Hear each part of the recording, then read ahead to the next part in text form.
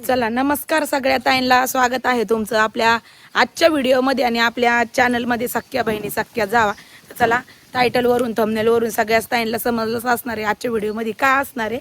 तर आजच्या व्हिडिओमध्ये आमच्या गावातली दिंडी जो सोहळा आहे हा दिंडीचा जो आता निघणार आहे. कारण की आज मला असं वाटतं आज आणि उद्या 1-2 दिवस एवढे आहेत की ते शेवटचे आहेत की गावोगावच्या सगळ्या दिंड्या फायनली निघल्यात आणि बऱ्यापैकी बाकीच्या गावांतल्या तर निघलेल्यात पण आहे. पण आमचं कसं आजची डेट होती तर आज निघणार आहेत. पाहता आमच्या वस्तीवरती महाप्रसादाचं थोडंसं अरेंजमेंट केलेलं आहे.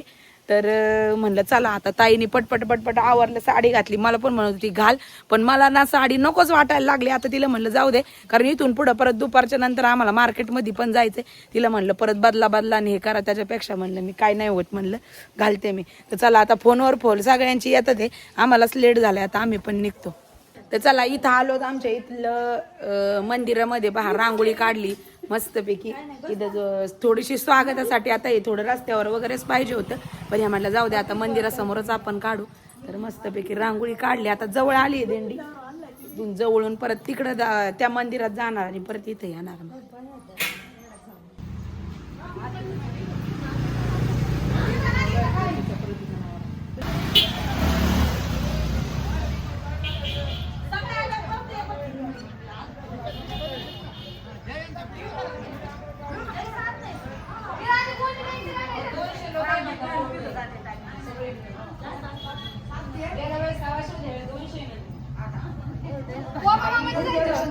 अजून वाढते ना पुढच्या वर्षी.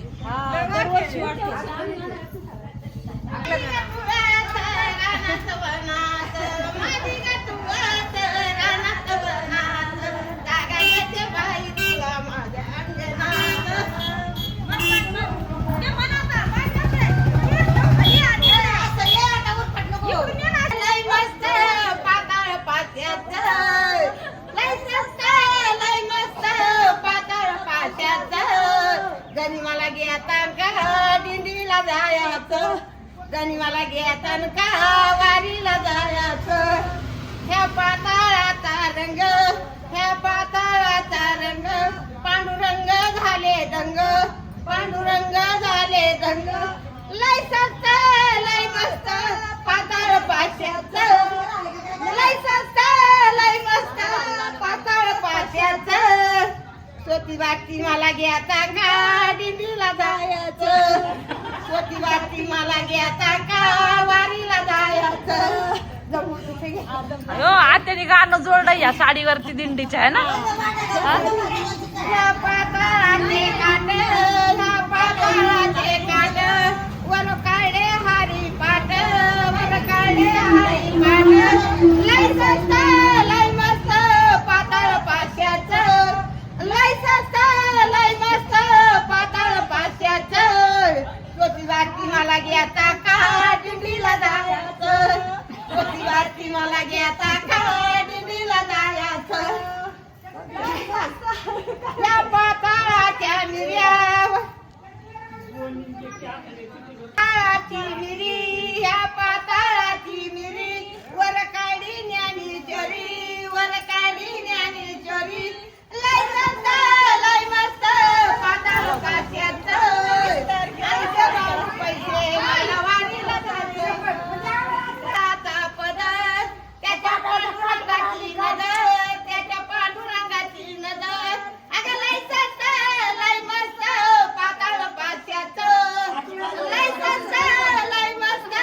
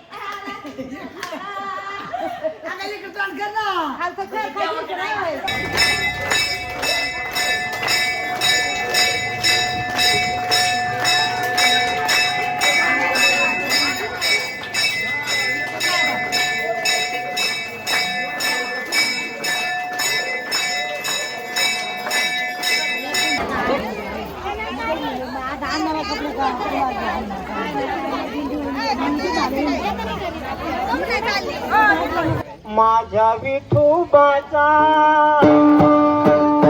ऐसा प्रेम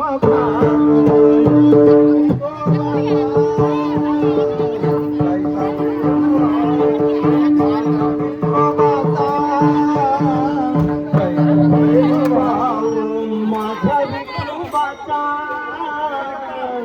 ऐसा प्रेम ऐसा प्रेम माझ्या विठोबाचा कैसा प्रेम आपण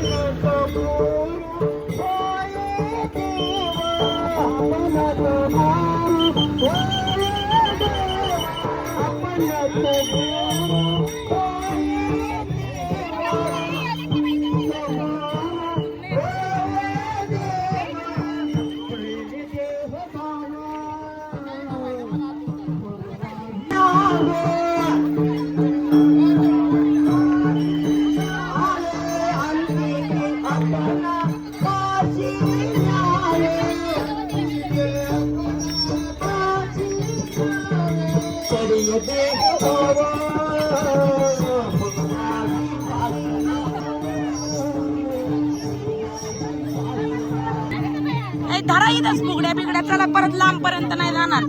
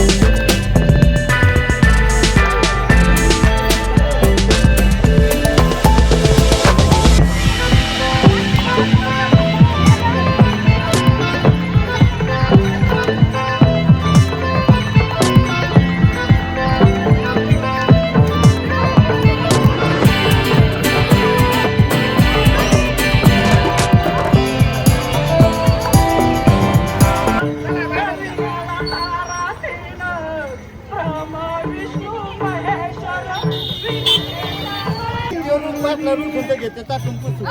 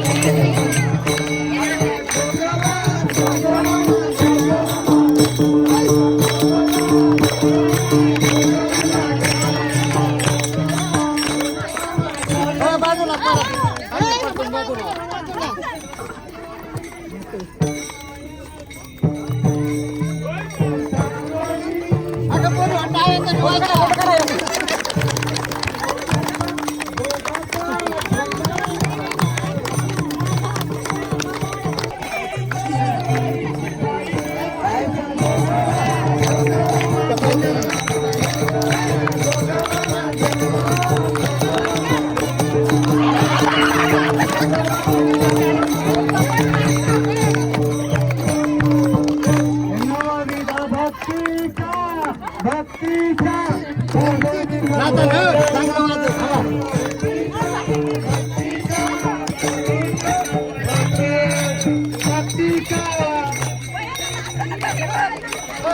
हॅलो हा बोला ना. हा हा या मग लवकर इथं काय कसे आलेलं आलो हिंदी मग. हा तुम्ही कुठे आहे आता? या मग चला जायचं मग आम्हाला पण.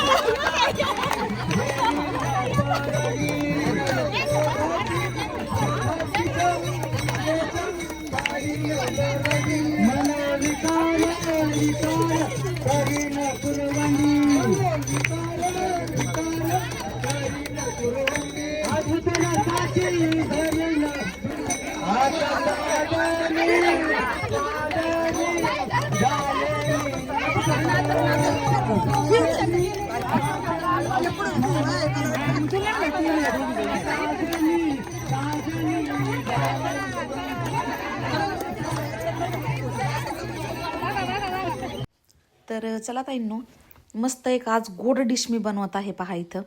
तर काय झालं ना की ही जी डिश आहे म्हणजे ह्या जी थोडक्यात सांगते की मी बनवत आहे आज मस्त अशा कुरकुरीत कापण्या. तर आषाढ लागला की सगळीकडे कापण्या बनवल्या जातात आणि खरं तर हे कालच बनवलेलं आहे पण आजच्या व्हिडिओमध्ये मी शेअर करते. तर चला मस्त असा गुळ पहा मी इथं चाकूने कट करून घेते. तर सकाळी कापण्या खाव्या वाटल्या म्हणलं चला मग आज बनवावं. तर मग इथं गुळ पहा मी कट करून घेते चाकूने आणि खूप मस्त प्रमाण आहे याचं. गव्हाच्या पिठाच्या करते मी, बाजरीच्या पिठाच्या नाही करत. बाजरीच्या पिठाच्याही करतात, गव्हाच्या पिठाच्याही करतात. ज्याचं त्याचं जसं ज्याला आवडेल तशा कापण्या घरोघरी केल्या जातात बघा. तर काही वेळेला कापण्या पहा अशा थोड्याशा लूज पडतात किंवा जास्त अशा हे होतात, अशा कुरकुरीत व्हायला पाहिजे छान मस्त अगदी. तर छान असं प्रमाण सांगते, नक्की ट्राय करा ताईंनो. इथं पहा मी 2 गच्च वाट्या गुळ घेतलेला आहे पहा. थोडासा म्हणजे उरलाय हा पण 2 वाट्याच तुम्ही पकडा. 2 वाट्या मी इथं गुळ घेतलेला आहे छान असा बारीक आणि चाकूने कट करून. तर इथं मी ज्या वाटीने गुळ मोजलाय ना त्याच वाटीने मी बाकीचं जे साहित्य आहे ते सुद्धा मोजणार आहे. तर इथे मी 2 वाट्या गुळाला 2च वाट्या पाणी टाकलेलं आहे. सेम वाटीने मी मेजर केलंय. ह्याच वाटीने मी 2 वाट्या गुळ टाकला आणि ह्याच वाटीने मी 2 वाट्या पाणी टाकते. हे पाणी जे आहे हे थंड आहे नॉर्मल, जे आपण नॉर्मल रूम टेम्परेचर वर असतं ते ॲरोचं पाणी आहे. कुठलंही गरम किंवा फ्रीजमधलं पाणी नाही. सेम वाटीने मी मेजर केलेले आहे पहा. आता याला मी गॅसवरती गुळ वितळण्यासाठी ठेवणार आहे. याची कोणत्याही प्रकारची मी म्हणजे काय म्हणतात ना पाक वगैरे करणार नाहीये. फक्त गुळ वितळीपर्यंत याला मी गॅसवरती ठेवलंय बघा. तोपर्यंत बाकीची इकडे तयारी करून घ्यावी म्हटलं. तर कापण्या हातांना बरोबर आहे की नाही जुना पारंपरिक पदार्थ आहे जो की दिवाळीच्या वेळेस घरामध्ये बनतो आणि फार कमी प्रमाण झालं आता कापण्या बनवण्याचं, पण आषाढामध्ये जास्त बनतो. तिथं मी घरचं तूप घेतलेलं आहे बघा. हे गावरान गाईचं तूप आहे, गावरान गाईच्या दुधाचं. तर ते इथं 4 टेबलस्पून मी इथं तूप टाकून घेते. घरीच कढवलेलं आहे. तर बरेच दिवस झाले जानकीचं दूध येतंय घरामध्ये, तर त्याचं मस्त असं तूप जसं जसं साई हे होईल तसं तसं करून डब्यामध्ये भरून ठेवलेलं असतं बघा. तर इथे 4 टेबलस्पून बघा गावरान गाईचं दूध घेतलेलं आहे आणि हे तूप मी आता साईडला कडवायला ठेवत आहे गरम करायला. त्यानंतर पहा इथं मी घेतलेला आहे त्याच वाटीने पुन्हा एक, तुम्ही पाहू शकता मी एकच वाटी सगळीकडे वापर केलेला आहे एकाच वाटीचा, कारण प्रमाण चुकलं नाही पाहिजे. त्याच वाटीने मी इथं सेम 4 वाट्या पहा गव्हाचं पीठ घेत आहे. हे गव्हाचं पीठ मी चाळलेलं नाहीये, थोडासा कोंडा जो त्याच्यामध्ये असतो तो तसाच ठेवलेला आहे, कारण गव्हाचं पीठ व्यवस्थित आहे. याच्यामध्ये कुठल्याही प्रकारचं असं अर्धाले गहू वगैरे आलेले नाहीये. तर त्यामुळं मी कोंड्यासहित हा 4 वाट्या पहा गव्हाचं पीठ घेतलेलं आहे. जर बारीक दळलेला असेल तर नाही चाललं तरी चालेल, आणि जर गव्हाच्या याच्यामध्ये अख्खाले गहू वगैरे कधी कधी असतात तर तसं जर असेल तर मग चाळून घेतलेलं बरं. आता याच्यामध्ये मी टाकते पहा मिक्सरच्या भांड्यामध्ये इलायची, बडीशोप टाकते थोडीशी. आवडल्यास तुम्ही टाका, नाही तर नाही आवडलं तर नाही टाकलं तरी चालेल. पण मी इलायची आणि बडीशोप याच्यामध्ये टाकून मिक्सरमध्ये हे फिरून घेणार आहे बघा सगळं. इतक्या छान मस्त कापण्या होतात ताईंनो, ह्या बऱ्याच दिवस टिकतात. मला असं वाटतं जंगल विलासच्या रेसिपीच्या चॅनलवरती सुद्धा ही रेसिपी काही दिवसांपूर्वी, काही वर्षापूर्वी आपण टाकलेली पण आहे बघा. बऱ्याच ताईंनी पाहिलेली पण असणार आहे.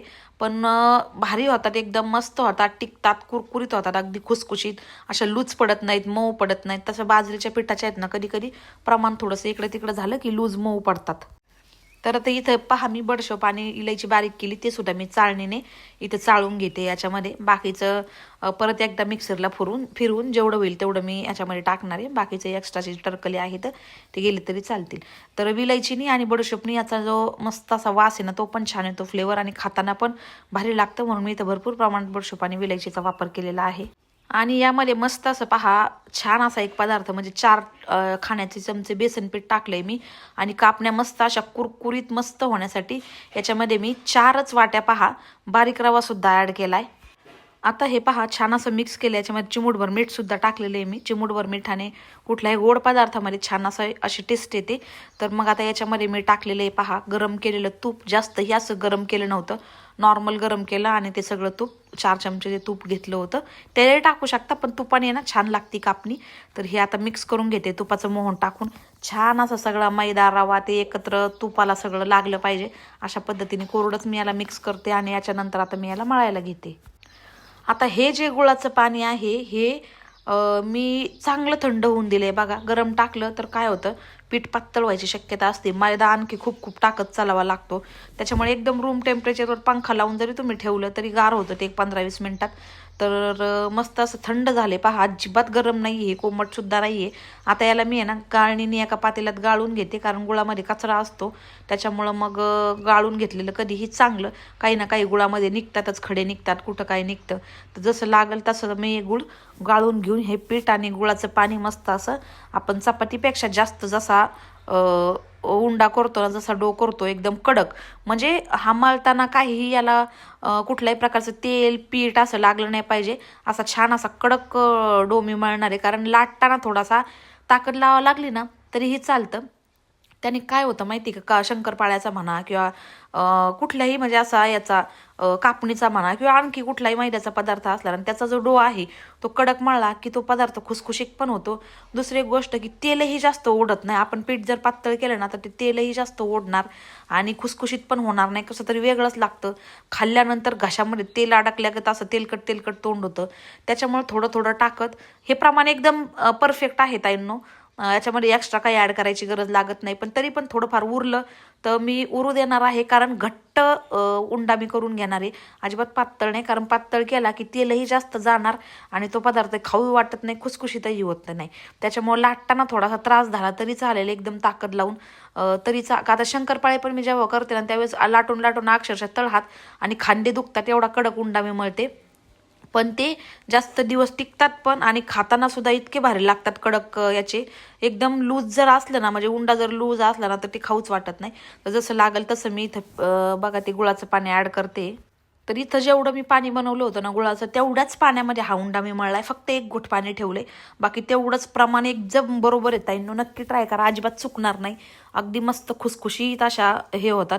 नेमकंच तेल संपलं आणि मग रुद्रला म्हणलं जा बाबा इथल्या दुकानातनं ना जे पॅकेट मिळेल ते घेऊन ये. तेलाचा डब्बाच नेमकं मोकळा झालेला पाहिलाच नाही एवढ्या 2-3 दिवस गणगणित. आणि मग त्याने जाऊन दुकानातनं 2 पॅकेट तेल घेऊन आला.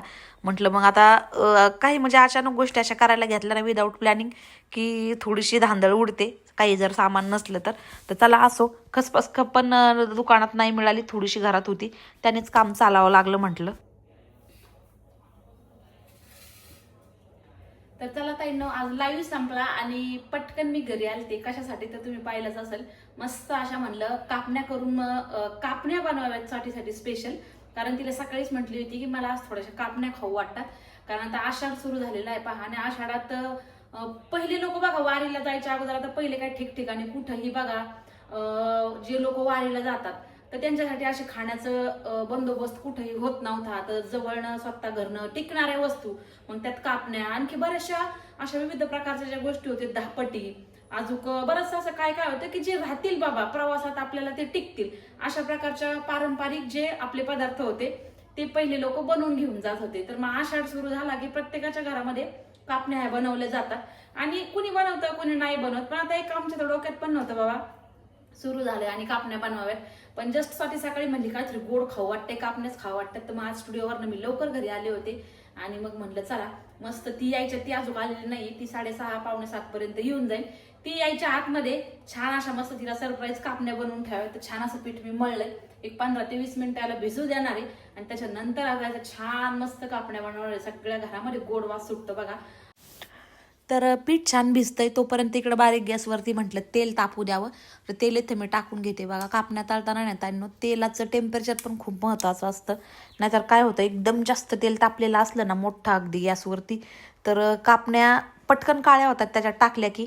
आणि मग ते थोडंसं असं जळकट तर लागतातच, त्याचबरोबर आतमध्ये पिठाळ पण लागतात, कारण थोड्याशा आपण त्या जाडसर धरतो. पण मी आज पातळ अशा करणार आहे एकदम कुरकुरीत. तर पीठ बघा थोडंसं मळायला वगैरे हे होतं, पण भारी एकदम तेल वगैरे तेलकट होणार नाहीत ह्या. आणि कुठंही याला पीठ तेल काहीही लावायची गरज लागणार नाहीये इतक्या छान पद्धतीने. पहा जशी मी याची जी लाटते चपाती किंवा पोळी म्हणा, तर जसं जसं उचलते अगदी अलगत्या हाताने उचललं जात आहे, कुठंही पीठ चिरफळत नाहीये. इतका मस्त पीठ बघा भिजलेलं आहे भारी एकदम. तर मस्त योग्य प्रमाण आहे, एकदा नक्की ट्राय करा. बऱ्याच वेळा ह्याच प्रमाणाने केला, खूप वर्षापासून मी कापण्या बनवत असते, कारण तुमच्या दाजींना पण आवडतात. तर पहा इथं छान थोडीशी जाडसर अशा पद्धतीची मी चपाती लाटून घेतलेली आहे. आणि थोडीशी खसखस होती बघा घरामध्ये, तीच तेवढंच याच्यामध्ये ॲडजस्ट करावं म्हटलं, कारण खसखसी तर याच्यामध्ये काही हेच नाही आहे, पण टाकतात बाबा एक कापण्या म्हणलं की खसखस आलीच. तर मग मस्त पिझ्झा कटरने पहा अशा पद्धतीने मी कट करते, सुरीने केलं तरी चालतंय, पण होतं पिझ्झा कटर म्हणून मी तेच घेतलंय. पहा छान अशा पहा एका शेपमध्ये मी कट करते. कापण्या म्हणलं की थोड्याशा मोठ्याच पाहिजे, कारण मोठ्याच दिसतातही चांगल्या आणि तेल पण छान तापलंय बघा ताईंनो, एकदम जास्तही नाही आणि एकदम कमी नाही. बारीक गॅसवरती मी तेल अगदी तापून दिले. जर जास्त तापलं तर गॅस छोटा करून आहे ना थोडंसं टेम्परेचर कमी करून घ्यायचं, नाहीतर अजिबात होत नाही. कापण्या खूप पेशन्सफुली तळाव्या लागतात. शंकरपाळे झालं, कापण्या झालं, जेणेकरून त्याच्या आतला जो क्रंचीनेसपणा, जो असा कुरकुरीतपणा असतो ना तो टिकून राहतो मस्त अगदी क्रिस्पी. त्यामुळं एकदम बारीक गॅसवरती मी कापण्या छान अशा पद्धतीने तळते, एकदम आरामात पेशन्सफुली. नाहीतर मोठा गॅस केला की त्या अजिबात फक्त वरनं त्याचा कलर डार्क ब्राऊन होतो आणि कापणी थोडीशी अशी लाकडागत नाही, अशी जास्त कडक किंवा थोडासा कधी लूज पडते, वेगळंच काहीतरी होऊन जातं. आणि याचबरोबर तळायला सुद्धा याला कंटिन्यू आलटपलट करावं लागतं, जेणेकरून याचा जो रंग आहे तो सगळीकडून इक्वल एकसारखा येईल. नाहीतर मग एक साईडने थोडीशी डार्क होते, एक साईडने थोडीशी लाईट राहते, असा प्रकार पण होतो. तर मी इथे एकदम कंटिन्यू त्याला उलटपालट करून छान अशा एकसारख्या रंग येऊपर्यंत मस्त अशा बारीक गॅसवरती तळून घेते. तर ताईंनो चला मस्त अशा कुरकुरीत कापण्या इथं रेडी झालेल्या आहेत आणि डब्यामध्ये भरून ठेवल्या की आरामात ह्या बरेच दिवस. फक्त डब्यामध्ये थंड झाल्याच्या नंतर एका प्लास्टिकच्या पॉलिथिनमध्ये घालून मग डब्यात ठेवायच्या, जेणेकरून त्याच्यातला जो कुरकुरीतपणा येतो तसाच राहतो. नाहीतर बाहेरच्या वातावरणाने त्या लूज पडतात, लगेच मऊ पडतात, थोड्याशा लाकडागत होतात. त्यामुळं तर मस्त कापण्या इथं रेडी झालेल्या आहेत पहा, आणि भारीसुद्धा लागतात. तेलही जास्त ओढलेलं नाही. पहा आता एवढ्या याच्यात मी सगळ्या तळल्या तरी ती तेला एक्झॅक्ट म्हणजे जेवढी क्वांटिटी घेतली ना थोडंसं कमी होणार नाही, तर तेल जसंच्या तसंच राहणार आहे, कारण की जो उंडा होता, जे पीठ होतं ते कडक भिजवल्यामुळं. तर नक्की ट्राय करून पहा. थोड्याशा 2-3 वाटी मैद्याच्या आषाढामध्ये नक्की प्रत्येकाच्या घरात बनल्याच जातात. तर ही रेसिपी ट्राय करा ताईंनो, नक्कीच तुम्हाला आवडणार आहे, सोपी पण आहे. तर चला ताईंनो, आजचा व्हिडिओ जर तुम्हाला आवडला असेल तर व्हिडिओला एक लाईक नक्की करा आणि चॅनलला सबस्क्राईब करायला विसरू नका. भेटूयात आपल्या अशाच एका उद्या नवीन व्हिडिओमध्ये. तोपर्यंत व्हिडिओ पाहिल्याबद्दल सगळ्या ताईंचे अगदी मनपूर्वक आभार मानते. ज्या कुणी ताई चॅनलवरती नवीन असाल तर सबस्क्राईब नक्की करा. धन्यवाद ताई. भेटूयात उद्याच्या व्हिडिओमध्ये.